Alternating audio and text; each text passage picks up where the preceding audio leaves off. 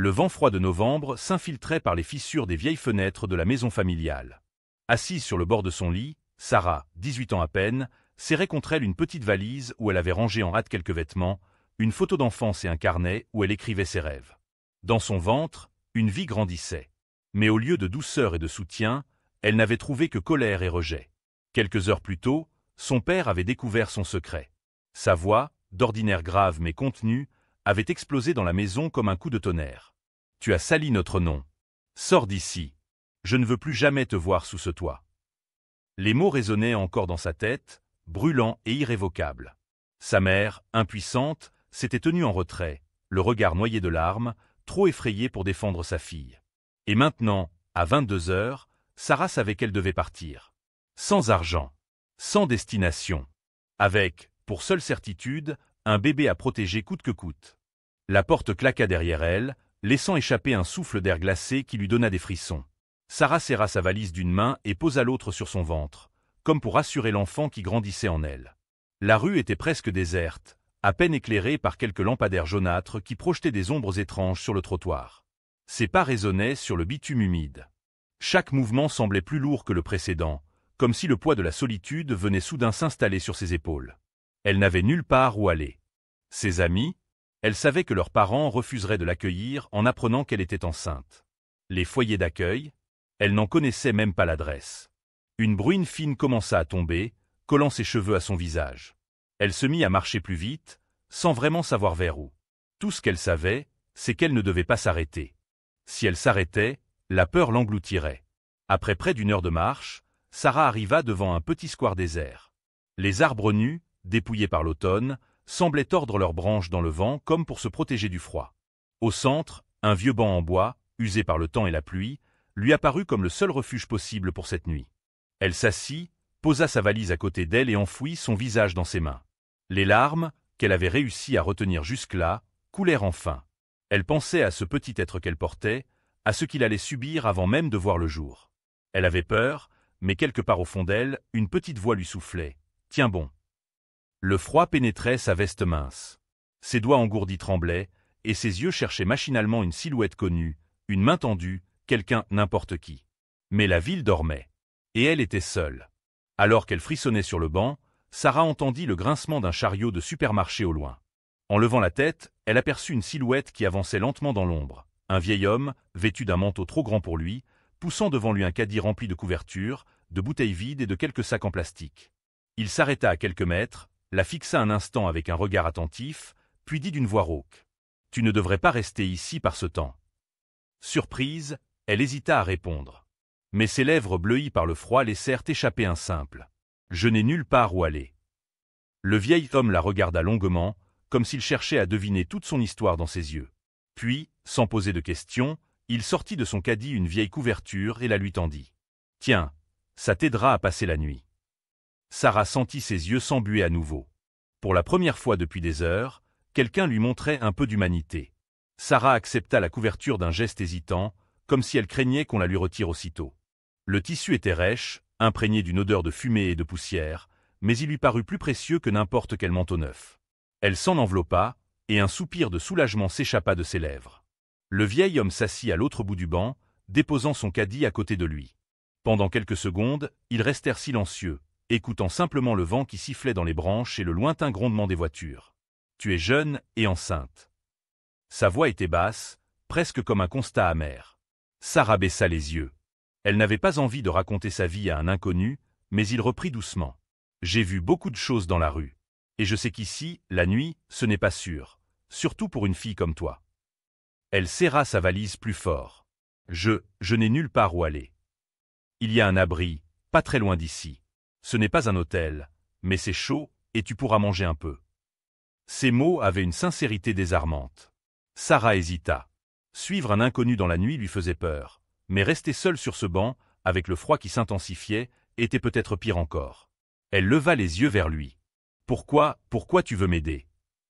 Un mince sourire étira ses lèvres ridées. « Parce qu'un jour, quelqu'un m'a aidé, moi aussi. » Sarah finit par hocher la tête. Le vieil homme se leva lentement, ses genoux craquant légèrement, et reprit son caddie. « Viens, ce n'est pas très loin. » Ils commencèrent à marcher à travers les petites rues, presque vide à cette heure. Le cliquetis métallique du chariot résonnait dans le silence de la nuit, mêlé au bruit de leurs pas pressés sur le trottoir humide. Sarah observait autour d'elle, les vitrines fermées, les réverbères clignotants, les rideaux tirés derrière lesquels des familles dormaient au chaud. Un pincement lui serra le cœur. Elle aussi aurait pu être à l'intérieur, si son père ne l'avait pas rejetée. « Comment tu t'appelles » demanda enfin le vieil homme. « Sarah, et vous ?»« Moi, c'est Raymond. » Ils tournèrent dans une ruelle plus étroite. Au bout, une lumière tamisée filtrait à travers une porte entr'ouverte.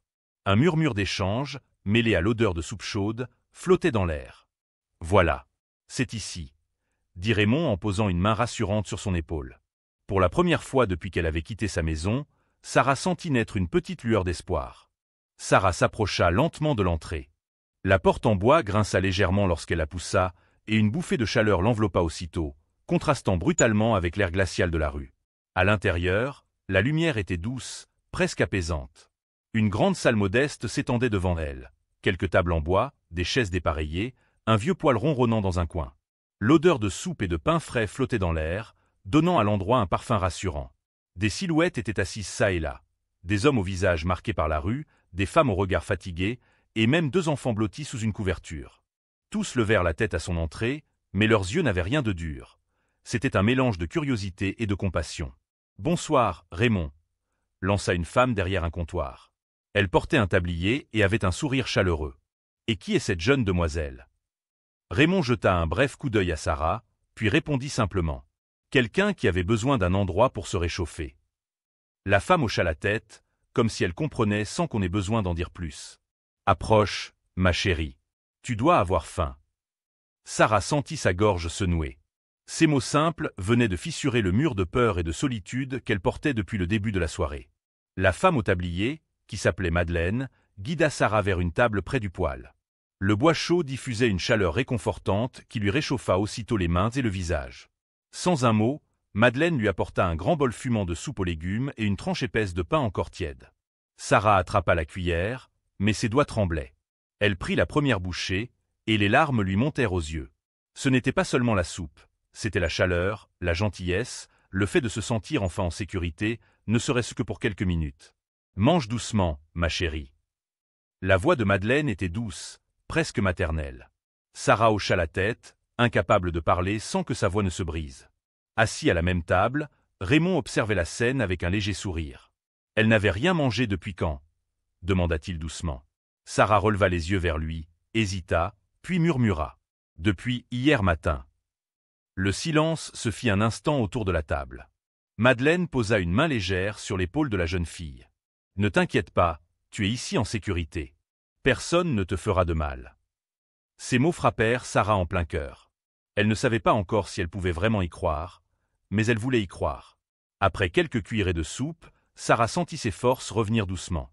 Madeleine, assise en face d'elle, la regardait avec un mélange de patience et de bienveillance, sans la presser.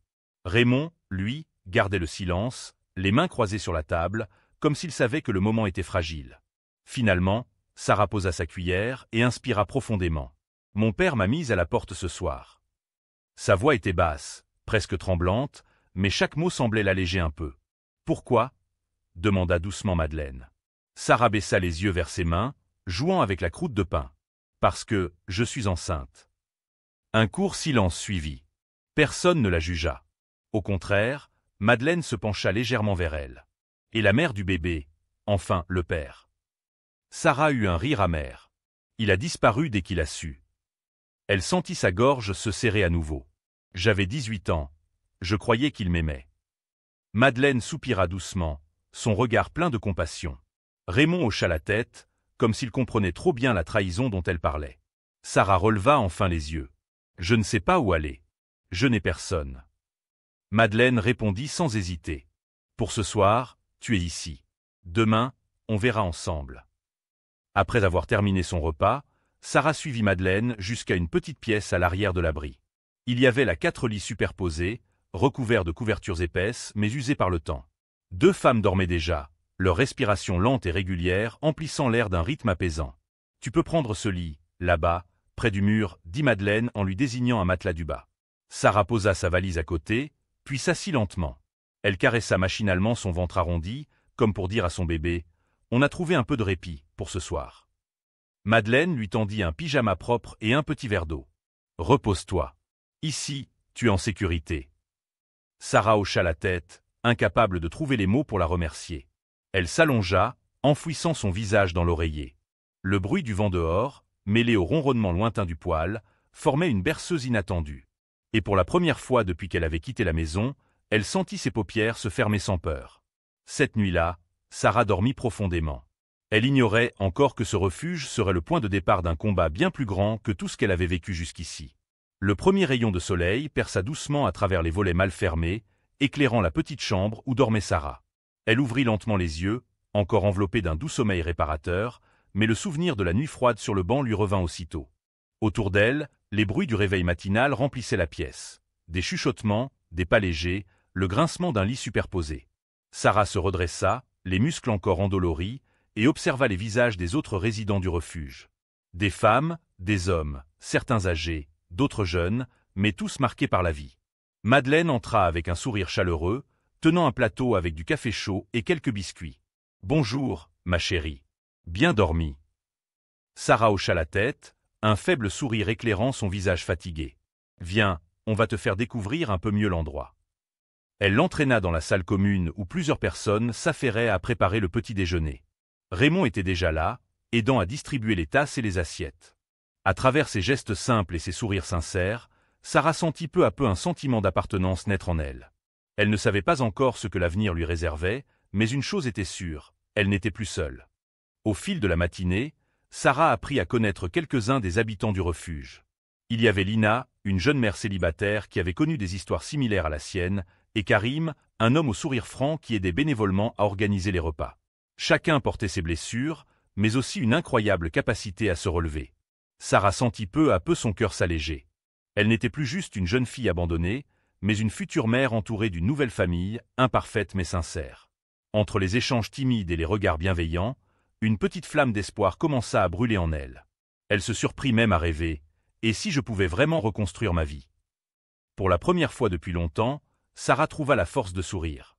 Alors que Sarah commençait à trouver un peu de stabilité, un nouveau défi se dressa devant elle. Un matin, alors qu'elle discutait avec Lina, elle reçut un appel qui fit battre son cœur à tout rompre. C'était sa mère.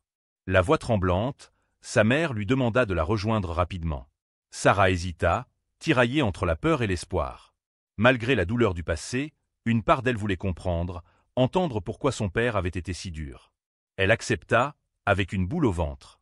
Mais elle ne savait pas encore que cette rencontre allait changer bien plus que son présent. Le trajet vers la maison familiale fut un mélange d'angoisse et de souvenirs douloureux pour Sarah. Chaque coin de rue semblait lui rappeler des moments oubliés, des rires et des promesses d'un passé révolu. En arrivant, elle trouva la maison sombre et silencieuse, comme figée dans le temps. Sa mère l'attendait sur le seuil, le visage marqué par les années, mais avec des yeux pleins de remords. « Sarah, je suis désolé. Je n'ai jamais voulu que ça arrive comme ça. » Les mots glissèrent comme des larmes retenues depuis trop longtemps. Sarah sentit une colère sourde monter en elle, mais aussi un besoin profond de comprendre. « Pourquoi ? Pourquoi m'as-tu laissé seule face à papa ?»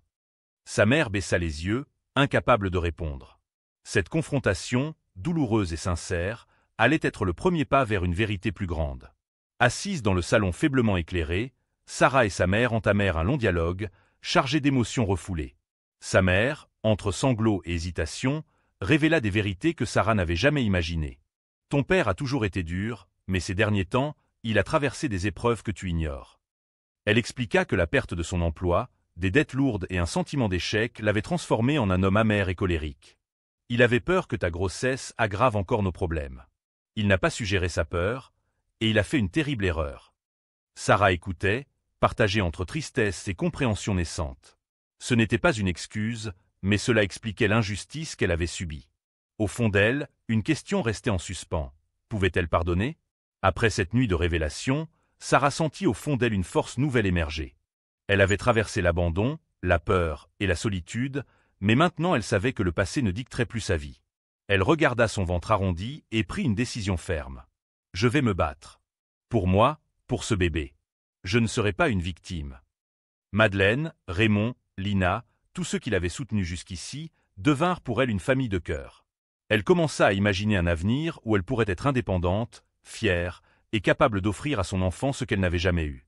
Le chemin serait long et semé d'embûches, mais Sarah n'était plus seule. Et pour la première fois depuis longtemps, elle se surprit à rêver de bonheur. Les semaines suivantes, Sarah commença à reprendre le contrôle de sa vie. Avec l'aide de Madeleine, elle trouva une association locale qui offrait des formations et un accompagnement pour les jeunes mamans en difficulté. Chaque matin, elle se rendait à des ateliers où elle apprenait des compétences utiles, du CV à l'entretien d'embauche. Le chemin était difficile. La fatigue de la grossesse se mêlait au stress des démarches administratives, mais Sarah restait déterminée. Un jour, lors d'une session, elle rencontra Sophia, une conseillère pleine d'énergie et d'espoir, qui devint rapidement un soutien précieux. « Tu as du courage, Sarah. Tu vas y arriver, j'en suis sûr. » Cette phrase, simple mais puissante, résonnait en elle comme un mantra. Peu à peu, Sarah sentit sa confiance grandir, brique après brique. Alors que Sarah commençait à entrevoir un avenir meilleur, une ombre vint assombrir son chemin. Un jour, en rentrant de son atelier, elle croisa par hasard son père dans la rue. Le cœur battant à tout rompre, elle évita son regard, mais il l'interpella d'une voix froide. « Tu crois vraiment que tu peux t'en sortir sans moi ?» La colère monta en elle, mais aussi la peur ancienne. Elle comprit que, malgré sa détermination, les blessures du passé n'étaient pas si faciles à refermer. Pourtant, elle ne voulait pas reculer. Avec l'aide de Sophia, elle se prépara à affronter cette confrontation, non pas pour revenir en arrière, mais pour se libérer enfin.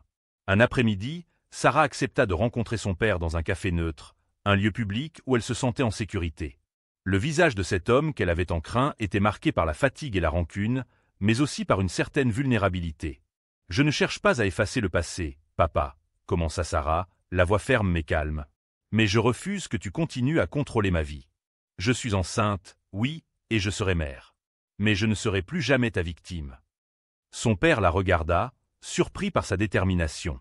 Après un long silence, il baissa la tête et murmura. « Je suis désolé, Sarah. Je n'ai jamais su comment exprimer autre chose que la colère. » Sarah sentit que, peut-être, une porte s'ouvrait. Ce jour-là, elle posa ses limites, mais laissa aussi place à une possible réconciliation. Peu de temps après cette rencontre, Sarah reçut un appel inattendu.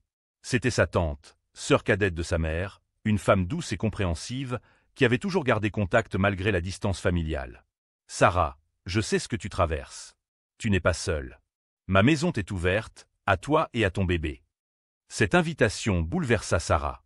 Après des années de rejet et de solitude, elle sentait enfin la possibilité d'un refuge stable, d'un foyer où elle pourrait construire quelque chose de solide. Avec l'accord de Madeleine, elle prépara son départ vers ce nouveau chapitre, accompagnée par la chaleur d'un accueil véritable. Arrivée chez sa tante, Sarah fut accueillie par une atmosphère chaleureuse et rassurante. Les murs étaient décorés de photos familiales, et l'odeur de cuisine maison flottait dans l'air. Sa tante, Fatima, la prit dans ses bras, offrant un réconfort maternel que Sarah n'avait presque plus connu. Elle fit rapidement connaissance avec ses cousins, qui se montrèrent curieux mais bienveillants. Au fil des jours, Sarah s'adapta à cette nouvelle vie. Elle reprit confiance en elle, aidée par l'amour simple et sincère qui l'entourait. La peur et la douleur laissaient peu à peu place à l'espoir et à la sérénité. Ce nouveau foyer devenait pour elle une base solide, un terreau où son rêve de bonheur pouvait enfin germer. Les mois passèrent, et le ventre de Sarah s'arrondissait doucement. Avec l'aide de sa tante Fatima et de ses nouveaux proches, elle commença à préparer la chambre du bébé, choisissant chaque détail avec soin. Mais derrière la joie palpable, une petite inquiétude persistait. Sarah se demandait si elle serait une bonne mère, si elle pourrait offrir à son enfant l'amour et la stabilité qu'elle-même n'avait jamais eue. Chaque soir, elle murmurait une promesse à son bébé. « Je te protégerai, quoi qu'il arrive. Tu ne connaîtras jamais la peur que j'ai ressentie. » Dans ces moments-là, elle puisait une force nouvelle, prête à affronter tous les obstacles pour cet être qu'elle aimait déjà profondément. Le jour tant attendu arriva enfin. Dans une petite maternité, entourée de l'affection de sa tante et du personnel bienveillant, Sarah donna naissance à une petite fille aux yeux brillants. Le cri du nouveau-né résonna comme une promesse de renouveau. Dans ses bras, Sarah sentit une vague d'amour et de paix l'envahir, dissipant peu à peu les ombres du passé. Elle savait que le combat ne s'arrêtait pas là, que la vie lui réserverait encore des épreuves. Mais ce moment, pur et intense, marquait le début d'une nouvelle ère. Pour elle et pour sa fille, l'espoir était enfin né. Les mois suivants, Sarah se reconstruisit jour après jour, avec patience et courage. Chaque sourire de sa fille, chaque petit pas, était une victoire contre le passé douloureux. Elle devint un exemple pour celles qui, comme elle, avait été rejetée, oubliée ou brisée. Son combat n'était pas seulement pour elle, mais pour toutes les mères qui se battent dans l'ombre, portées par l'amour indéfectible pour leurs enfants. Sarah savait que la route serait longue, parfois difficile. Mais elle avait appris que la force d'une mère pouvait déplacer des montagnes. Et qu'avec foi et détermination, on peut toujours transformer la douleur en espoir. Avec le temps, Sarah trouva non seulement la force, mais aussi la paix intérieure. Elle décida de reprendre ses études, déterminée à construire un avenir solide pour elle et sa fille. Chaque jour, elle affrontait ses peurs, transformant ses blessures en sagesse. Son histoire devint une source d'inspiration, une lumière pour ceux qui doutent. Elle savait désormais que le passé ne définit pas qui l'on est, mais que c'est le courage de se relever qui façonne la vie. Des années plus tard, Sarah, désormais femme épanouie et mère aimante, regardait sa fille jouer dans le jardin. Elle se souvenait de cette nuit froide où tout avait basculé, et souriait avec gratitude. Elle avait prouvé que même jetée à la rue, abandonnée, une mère peut tout reconstruire. Son combat avait été dur, mais il avait forgé une vie pleine d'espoir et d'amour. Et c'est ce message qu'elle transmettrait toujours. Peu importe les tempêtes, une mère porte en elle une force invincible.